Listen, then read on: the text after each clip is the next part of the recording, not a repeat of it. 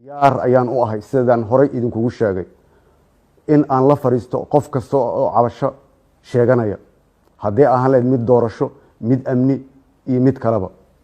waxaan leeyahay qof kasta Soomaali ah xaq ayuu oo dastuuri ah ayuu u leeyahay inuu mudaaharaado laakiin waa inuu mudaaharaadkaasi noqdaa mudaaharaad nabadeed oo ay ilaalinayaan ciidamada Jamhuuriyadda Federaalka Soomaaliya raalli marnaba kama noqonay mudaaharaad la soo abaabulay oo ay horkacayaan ciidamo oo ka soo horjeeda ciidamadii dawladda waa arrin fool xun inaan arrintaas aqbalno dhamaanteen mudaaharaad hubaysan marnaba kagama jiro meel chapterka dawladnimadeena waxaan leeyahay walaalaha cabashada tabanayo hadday tahay doorasho waqtigeedii waa diyaar baydhaba ugu dambeysay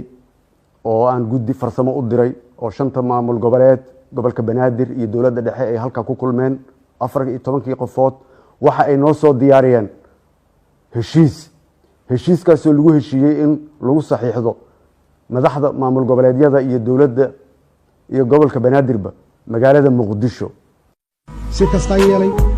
wala hadlay magacyada soo dira adduunkan ugu ceebeena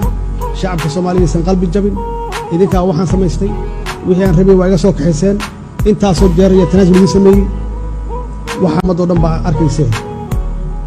magacyada keena horeyna wadno wixii khalad ah ku jiraan annagoo socono oo socdo doorashada socoto hala saxo